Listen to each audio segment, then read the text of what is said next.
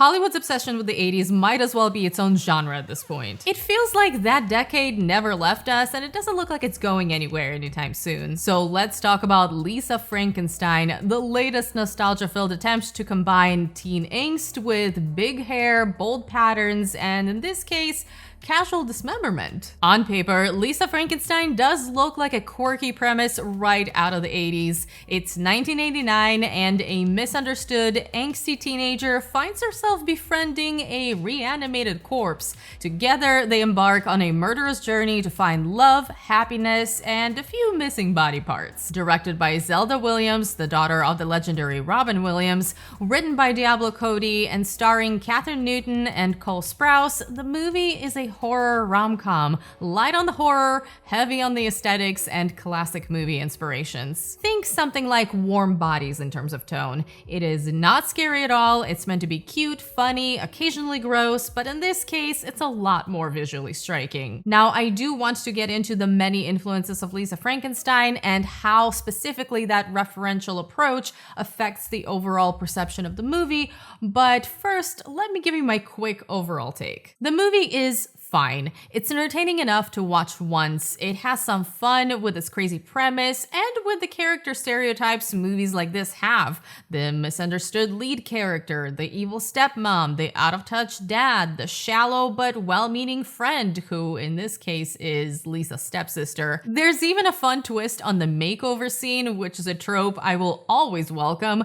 The leads are memorable and charismatic, even though Carla Gugino as the evil 80s stepmom kind of steals the show. She really understood the assignment and had a great time with the role. But the movie is also failed by the editing and to a certain extent by the writing. The pacing never really lets the story take off. The humor is not quite as sharp as you would hope. The romance doesn't really feel like it's crazy enough or really has any kind of stakes because it's so obvious where it's going. And that's actually surprising because with a premise like this, I should have come out of this movie feeling like that was insane, and yet somehow all of this feels very tame and neat. This is also interesting because the movie tries to be super fun and casual about murder, which once again should add to its craziness, but instead it hits this weird tone where nothing really matters and you're just not sure what to do with it.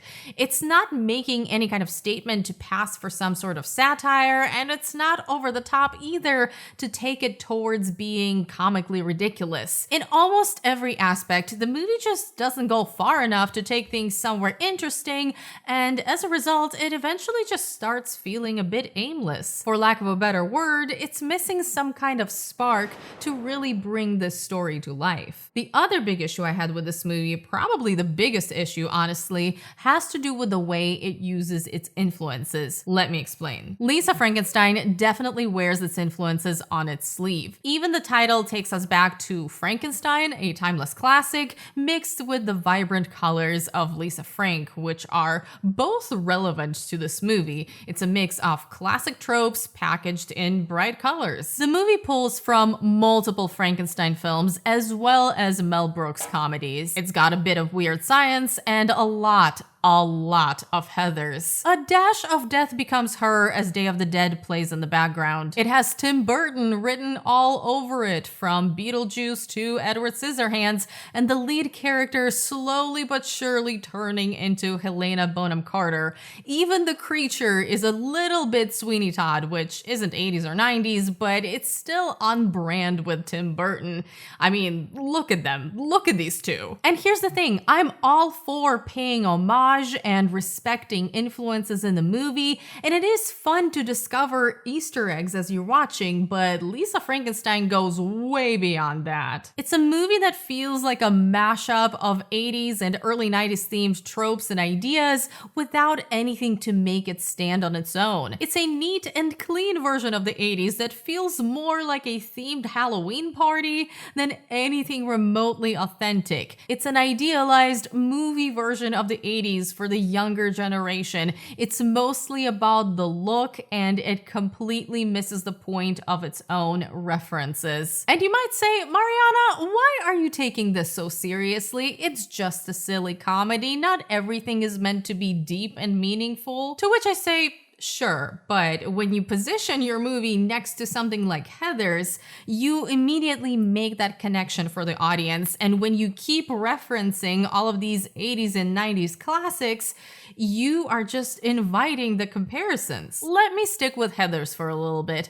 Heathers uses comedy and violence to address the high school experience, connecting it to society as a whole. It tackles bullying, alienation, the cult of popularity, and while it uses violence as a crucial element of the dark comedy, it still takes it seriously, just like it takes its characters and their arcs seriously. The thing that Lisa Frankenstein takes seriously are the aesthetics. And I'm not here to tell you that every 80s teen comedy is deep and flawless, of course not. But many of them are iconic for a reason, and that reason is not because they mushed a bunch of tropes together from older movies. They had something to say, even if in some cases that message was cheesy or simple. What's frustrating too is that the potential is there. Lisa is a character that has a lot going on, and Kathryn Newton is actually really good in this role, but she is never truly given the opportunity to blossom into something more. And I know there will be people who connect with this character who have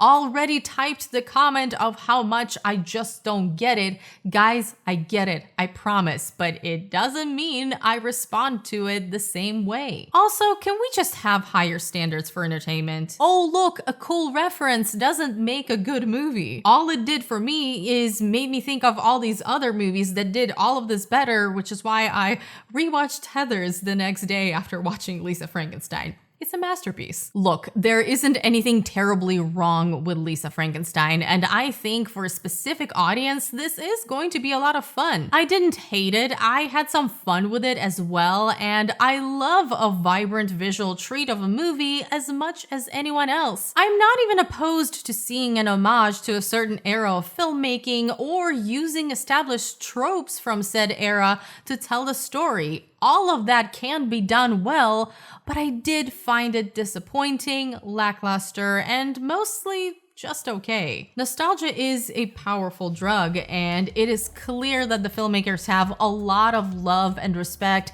not just for the 80s and 90s, but also for older classic cinema. I relate. I love the same things, and watching those movies really takes me back to seeing them for the first time on TV as a kid. But when it comes to revisiting all of this in modern movies, what matters to me is how the story is told, how the characters are treated, and what's actually done with these tropes. How much more interesting would this have been if these tropes were examined?